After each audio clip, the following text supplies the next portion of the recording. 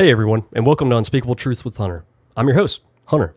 So I have a few talking points that I want to talk about today. For our first episode, we're going to go over quite a few things that I feel like I should hit on.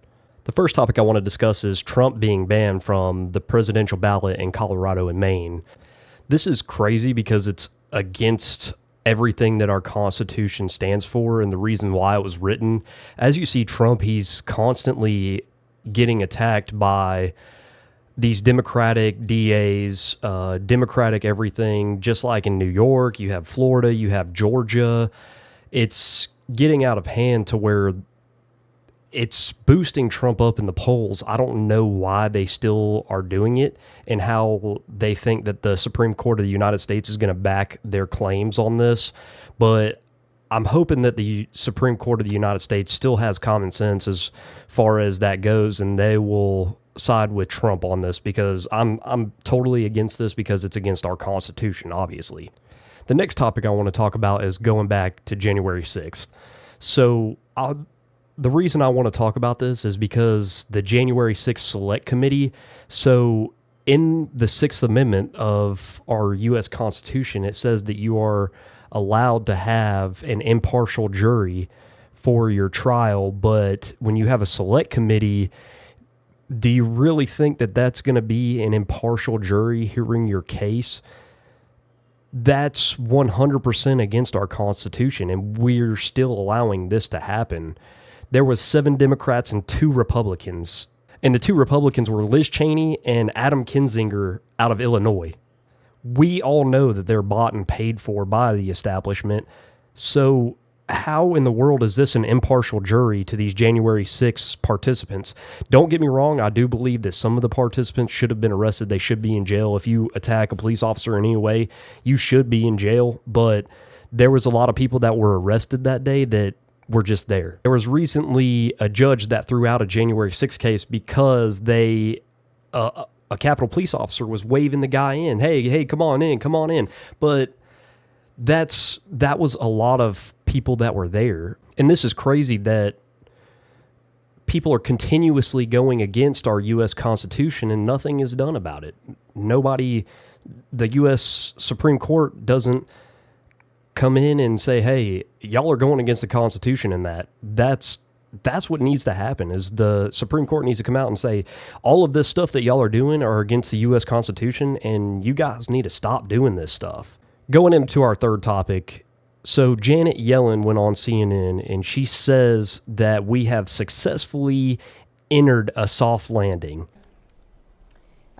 What we're seeing now, I think we can describe as a soft landing, and my hope is that it will continue. So you did it.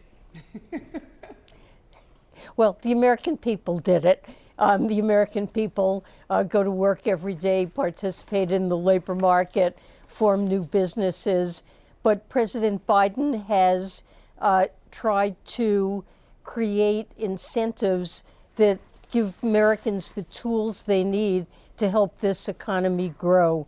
We have 3 huge pieces of legislation investing in American infrastructure, spurring private investment in semiconductors and in clean energy, and that's really sparking a growth, especially in manufacturing jobs. I don't know who set the standards for the soft landing, but to me, as an everyday average American, every time I go to the grocery store, I buy 5 items and it's $100. Every time I go to Walmart, I buy 5 items, it's $100. Doesn't matter what I do. I go out to eat, it's $60. So it's just, I don't know how or what they're saying is the soft landing, but the average everyday American knows that this is not a soft landing. This is definitely something bigger. I believe that we have been in a recession for a very long time. You can't go in and just change the definition of a recession, because the technical definition of a recession was 2 negative quarters of GDP in a row. And we've already experienced that, but they go through and change the definition, the Biden administration did, and change it to where, the stock market has to be bad, unemployment has to be a certain percentage. And that's just not the case. You can have a recession without all that stuff. And we have been in a recession, and the average everyday American family is feeling that. And that's why savings have went down. That's why we're over $1 trillion in debt now and credit card debt. And it just continuously keeps going downhill. And the final topic I want to talk about is the Speaker, Mike Johnson, signing a new spending bill.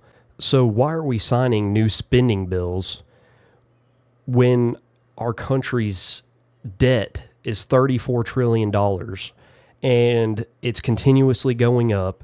Just on interest alone, we have to pay over $1 trillion. I don't know how our country is ever going to be able to repay this or what anybody can do.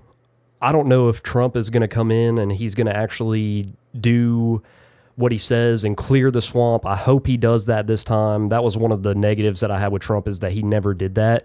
And then now look at the repercussions that we are experiencing right now. Our country is just going downhill. I hate to see it. I love the United States of America. It'll always be my home. I fought for my country. I love every American. And I just wish that our country would stop doing this. I don't know how Biden even has a 30% approval rate or how much ever it is, because the average everyday American is feeling this, especially when Biden just got over almost $100 million in donations this past quarter. Does that not make anybody start asking questions? Does that not make you guys ask questions on what this is? Biden should have literally a 0% approval rating from the average everyday American. Maybe the rich should like him. Maybe the rich is giving him that approval rating. But I know as an average everyday American, voting for Biden was the worst thing that we could do as Americans.